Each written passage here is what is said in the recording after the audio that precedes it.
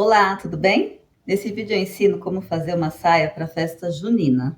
Olha que linda! Essa saia eu usei a modelagem godê total.